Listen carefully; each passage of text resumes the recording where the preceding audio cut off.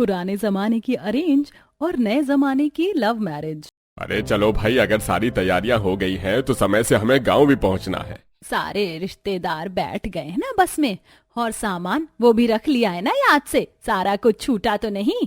भाग्यवान सारा सामान रख लिया है, रिश्तेदार भी कब बस में बैठ गए हैं। चलो माँ, मैं भी आ गई। वैसे पापा, गांव में ज्यादा गर्मी तो नहीं होगी ना? अगर शहर में शादी होती तो कोई टेंशन ही नहीं होती, आराम से बैंक्वेट हॉल में सब एसी में होते, लेकिन गांव में शादी हो रही है। अब बहू गांव से ला रहे हैं तो शादी भी तो गांव से ही होगी ना, और कहीं ना होती गांव में इतनी गर्मी। चलो अब सब, वरना शादी मुहूर्त सब तुम लोग वहीं निकलवा दोगे। एक एक परिवार के सदस्य गाड़ी में बैठ रहे होते हैं कि तभी पड़ोसन मनोरमा के पास जाती है, जो आराम से अपने आंगन में पौधे को पानी दे रही होती है। ये देख। अरे मनोरमा बहन, पड़ोसी में सबसे पहले मैंने आपको ही न्योता दिया था, और आप हैं कि चल ही नहीं रही। गांव की शादी में जाने का हमें कोई शौक नहीं है। मैं तो तुमसे कह कह कर थक गई कि अपने पवन के लिए कोई शहर की ही लड़की ढूंढ लो, लेकिन तुम तो जिद पकड़ कर बैठ गई कि लाऊंगी तो गांव की लड़की ही लाऊंगी। गांव की लड़कियों को कुछ आता जाता नहीं है। मनोरमा बहन, हमारी होने वाली बहू तो काफी संस्कारी है, और तो और मुझे तो भाई गांव की शादियां पसंद है। शहर की शादियों में तो खामखा का शोर शराबा होता है, लोग दारू पी के नाच रहे होते हैं, लेकिन गांव की शादियों में सादगी होती है। मैं तो शहर की बहू लाऊंगी, तुम देखना जब मेरे बेटे की शादी होगी ना तो कितनी धूमधाम से होगी। अब मनोरमा गाड़ी में बैठती है और पूरा परिवार कुछ घंटे में गांव पहुंच जाता है। गांव पहुंचते ही सभी लोग पूरे बारातियों का काफी अच्छे से स्वागत करते हैं। खाने पीने का इंतजाम भी पुराने जमाने जैसा ही था। जब शहर में सब टेबल कुर्सी पर बैठकर खाते हैं, तो वहीं गांव में सबको जमीन पर बिठाकर खाना परोसा जा रहा था। वहाँ शहर में तो बूफे सिस्टम होता है, यहाँ तो लोग खुद ही खाना दे रहे हैं, वो भी इस तरह जमीन पर बिठाकर, और यहाँ तो डीजे भी नहीं है। मैं तो सोच कर आई थी अपने भाई की शादी में बहुत डांस करूंगी। अरे बेटा, ये गांव की शादियां हैं, यहाँ शादी इसी तरीके से होती है, और खाना भी तो कितना बढ़िया है। और अगर तुझे नाचना ही है तो गीत पर नाच लेना, वहाँ कितनी सारी औरतें बैठकर गीत गा रही हैं। थोड़ी देर में मनोरमा की होने वाली बहू कंचन साड़ी पहने पुराने जमाने जैसी दुल्हन जैसा तैयार होकर आती है। अब मंडप में ही जयमाला और बाकी की रस्में होती हैं। 7 फेरों के बाद कंचन सभी बड़ों के पैर छूकर उनसे आशीर्वाद लेती है। माँ जी, पिताजी, मुझे आशीर्वाद दीजिए कि मैं अंतिम सांस तक सदा सुहागन रहूं। जुग जुग जियो बहू, दूधो नहाओ पूतो फलो, भगवान करे तुम्हारा सुहाग हमेशा बना रहे। शादी के बाद भी गांव में सारी बाराती 1 से 2 वहीं रुकते हैं, तो वहीं इसी बीच शहर में। आज ही मैंने सरला से कहा था कि अपनी बेटी की शादी तो मैं शहरी तरीके से धूमधाम से करूंगी, और तू चाहता है कि तेरी कोर्ट मैरिज हो, वो भी 1 से 2 दिन के अंदर। तूने तो मेरे सारे अरमान पर पानी फेर दिया। जितने पैसे हम शादी में लगाएंगे, उतने पैसे अगर हम अपने हनीमून पर लगाएं तो वो ज्यादा बेस्ट रहेगा। और सोनम भी यही चाहती है। हमने तो 1 महीने पहले ही कोर्ट में शादी के लिए रजिस्ट्री भी करवा दी थी। पापा, अब आप ही समझाइए ना माँ को। भाग्यवान ये आज के जमाने के बच्चे हैं, इन्हें जितना रोकेंगे ये उतना ही भागेंगे। शादी हमारे बेटे को करनी है, ना कि हमें, तो फैसला भी उसी का ही रहने दो। संजय अपने माता पिता भाई के साथ कोर्ट जाता है, तो वहीं लॉन्ग टाइम गर्लफ्रेंड सोनम भी अपने माता पिता के साथ कोर्ट आती है, और अब वो बिन फेरे और कोई रस्म के कोर्ट मैरिज कर लेते हैं। पुराने जमाने के अरेंज मैरिज के साथ एक तरफ सरला अपनी बहू को गांव से शहर ससुराल लाती है, तो वहीं दूसरी तरफ मनोरमा भी अपनी नई जमाने की लव मैरिज वाली बहू को लेकर घर आती है। लव मैरिज करने के बावजूद भी सोनम के माता पिता उसे काफी सारा दहेज देते हैं। अरे ये क्या मनोरमा बहन, कल तक तो तुम्हारे बेटे की शादी की कोई बात ही नहीं थी, और आज तुम अपनी बहू ले आई। वो मेरे बेटे ने लव मैरिज करी है, लेकिन भाग कर नहीं करी, कानूनी तरीके से कोर्ट में करी है। अच्छा, लेकिन तुम तो कह रही थी कि तुम तो अपने बेटे की धूमधाम से शादी करोगी। तुम बेटे की बारात की शहनाई भी तुम्हें नसीब नहीं हुई, लेकिन देखो मैं कितनी धूमधाम से अपनी बहू को लेकर आई हूँ। लेकिन एक बात तो है, तुम्हारी बहू से ज्यादा तो मेरी बहू सुंदर है, बिल्कुल हीरे की तरह चमक रहा है इसका चेहरा। लेकिन मेरी नजर में तो मेरी बहू काफी ज्यादा सुंदर है, और वैसे भी इंसान की खूबसूरती उसके रंग से नहीं बल्कि उसके गुण से आती है। लेकिन जरा मेरी बहू का दहेज तो देखो, कितना कुछ लेकर आई है, टीवी, फ्रिज, ओवन, बेड, अलमारी, सब कुछ लेकर आई है। मेरी बहू ने किसी भी चीज की कमी नहीं छोड़ी। तो मेरी बहू कौन सा दहेज नहीं लेकर आई है? तुम्हारी बहू तो सारा इलेक्ट्रॉनिक सामान लेकर आई है, जो आज है और कल खराब हो सकता है। लेकिन मेरी बहू तो सारे काम की चीज लेकर आई है, राशन, बर्तन और गाय भी। अब तो हम लोग रोज गाय का ताजा दूध पियेंगे। अपनी बहुओं की बढ़ाई करने के बाद अब दोनों सास अपनी अपनी अरेंज लव मैरिज वाली बहुओं का गृह प्रवेश करती हैं। शादी का दिन गुजरता है। अगले दिन पुराने जमाने की मैरिज वाली बहू सुबह 4 बजे उठकर नहा धोकर सूर्य देव को जल चढ़ाती है और आंगन में लगे तुलसी पौधे को पानी देकर घर में आकर पूजा करती है। ओम जय जगदीश हरे, स्वामी जय जगदीश हरे। भक्त जनों के संकट, दास जनों के संकट क्षण में दूर करे। ओम जय जगदीश हरे। ये सुबह सुबह हमारे घर से आरती कौन गा रहा है? लगता है हमारी बहू पूजा कर रही है, चलो चलकर देखते हैं। आरती की आवाज से सब उठ जाते हैं और जब हॉल में आते हैं तो देखते हैं कि कंचन पूजा कर रही है। पूजा कर कंचन सभी को आरती देती है और अपने सास ससुर के पैर छूकर आशीर्वाद लेती है। जुग जुग जिया बहू, और इस तरह रोज रोज पैर छूने की कोई जरूरत नहीं है, कभी कभार ठीक रहता है। बड़ों का आशीर्वाद तो हमें हर रोज लेना चाहिए, उनका आशीर्वाद काफी कीमती है हमारे लिए। अब आप सब लोग नहा लीजिए, मैं जल्दी से सबके लिए नाश्ता बना देती हूँ।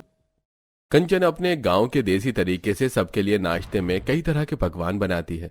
पहली बार गांव का देसी टेस्टी नाश्ता खाकर सभी काफी खुश होते हैं। सुबह सुबह नाश्ते में गोभी और पनीर के पराठे, मजा ही आ गया खाकर। बहू, तुमने तो नाश्ते में काफी कुछ बना लिया, पोहा, पराठे और खट्टी मीठी चटनी। सच कहूं तो सालों बाद ऐसा भरा पूरा नाश्ता कर रहा हूँ। भाभी, नाश्ता सच में काफी टेस्टी बना है। चलिए अब मैं कॉलेज के लिए निकलती हूँ। रुक जाओ नेहा, मैंने तुम्हारे लिए टिफिन पैक किया है, अभी लेकर आती हूँ। अरे भाभी, कॉलेज में टिफिन थोड़ी ना ले जाते हैं, मैं कैंटीन से कुछ खा लूंगी। रोज रोज बाहर का खाना अच्छा नहीं होता, बस 1 मिनट रुको, मैं लेकर आती हूँ। चलो बहू, तुमने तो इसे समझाया, वरना मैं तो इसे कह कह कर थक गई थी। अब तेरी भाभी ही तेरी बाहर खाने की आदत सुधारेगी। सभी के नाश्ता करने के बाद कंचन आखिर में खुद नाश्ता करती है और घर के सारे काम खत्म करके मंदिर के सामने कंचन भगवत गीता पढ़ने लगती है, जिसे देख सरला खुश होती है। तो वहीं लव मैरिज करके आई नई जमाने की बहू सोनम तो अभी तक नींद में ही थी। काफी अच्छी नींद आई। टाइम क्या हुआ है? अभी तो सिर्फ 11 ही बजे हैं, थोड़ी देर और सो लेती हूँ। 1 घंटा और सोने के बाद सोनम उठती है और मुंह धोकर नाइटी में ही बाहर आकर सबके सामने आ जाती है और टेबल पर रखे फल को उठाकर खाने लगती है, जिसे देख मनोरमा, ये कौन सा वक्त है उठने का बहू? पता है आधा दिन खत्म हो चुका है और तुम इस तरह मैक्सी में क्यों आई हो बाहर? जब मैं ऑफिस जाती थी ना, तब मैं उठती थी 8 बजे। अब तो मैंने ऑफिस जाना भी बंद कर दिया है, तो अब तो मैं 11 बजे से पहले उठने से रही। वो क्या है ना, मुझे अपनी नींद काफी प्यारी है और नाइटी तो पहन रखी है, क्या दिक्कत है? ये सब छोड़ो, तुम्हें पता है आज तुम्हारी पहली रसोई की रस्म है। तुम्हें खाना बनाना आता है ना? हाँ जी, मुझे बहुत अच्छे तरीके से खाना बनाना आता है। सोनम अब अपने कमरे में जाती है और नहा धोकर तैयार हो जाती है। सोनम ने आज तक अंडा भी नहीं उबाला था, जिसके चलते सोनम अब चुपके से बाहर से खाना ऑर्डर करती है और वहीं अपने ससुराल वालों को परोसती है। खाना तो अच्छा बना है, लेकिन बिल्कुल होटल जैसा टेस्ट आ रहा है इसमें। वो तो आएगा ही ना, हाँ, आपकी बहू शेफ जैसा खाना जो बनाती है। खाना खाने के बाद मनोरमा किचन में जाती है तो उसे किचन के स्लैब पर खाने का बिल दिखता है, जिससे वो समझ जाती है कि सोनम ने बाहर से खाना मंगवाया है, जिससे मनोरमा सोनम पर काफी गुस्सा करती है। तो क्या हुआ अगर मैंने आपको बाहर से खाना मंगवा कर खिला दिया? तो खाना होता है। घर की बहू का काम होता है कि घर पर ताजा और अच्छा खाना बनाकर अपने ससुराल वालों को खिलाए, ना कि बाहर से मंगवा कर। अगर तुम्हें खाना बनाना नहीं आता तो जितनी जल्दी हो सके सीख लो। अपनी बहू को समझाकर मनोरमा बाहर किसी काम से निकल जाती है। मनोरमा अपनी पड़ोसन सरला के घर के सामने से गुजर ही रही होती है कि तभी उनकी नजर सरला की खिड़की पर पड़ती है, जहां सरला की पुराने जमाने वाली अरेंज मैरिज वाली बहू सिर पर पल्लू रखकर किचन में तरह तरह के पकवान बनाती है। सरला की बहू कितनी संस्कारी है, किचन में भी इसके सर से पल्लू नहीं हटता और ये कितना कुछ बना रही है। और एक मेरी बहू है, समझ ही नहीं आता कि अपने कपड़े पहनती है कि बच्चों के। जहां ससुराल आते ही अरेंज मैरिज वाली बहू ने घर की सारी जिम्मेदारियां अच्छे से संभालनी थी, तो वहीं लव मैरिज वाली बहू दिन भर बस कभी मूवी तो कभी आराम करती। कंचन, रात के 1:30 बज रहे हैं, तुम अभी तक जाग रही हो, सोई नहीं? इतनी देर रात अब घर से बाहर थे तो कैसे मुझे नींद आती? आप जाकर मुंह हाथ धो लीजिए, मैं खाना लगा देती हूँ। तुम मेरा कितना ख्याल रखती हो। वैसे तुमने कुछ खाया अभी तक कि नहीं? पति परमेश्वर भूखे हैं तो भला पत्नी के गले से कैसे निवाला नीचे उतरेगा? कंचन रसोई में जाती है और जल्दी जल्दी गर्मा गर्म रोटियां बनाकर अपने पति को खाना देती है। पवन के खाना खाने के बाद ही अब कंचन भी खाना खाती है। पवन और संजय ये दोनों दोस्त एक ही कंपनी में काम करते थे, जिसके चलते आज संजय भी घर लेट पहुंचता है और देखता है कि उसकी पत्नी सोनम खर्राटे मार के सो रही है। सोनम, जल्दी कुछ खाने के लिए दे दो, मीटिंग की वजह से कुछ खा भी नहीं पाया। संजय मुझे सोने दो, और छोटे बच्चे थोड़ी ना हो जो खाना देना पड़ेगा। किचन में जाओ और खुद ले लो।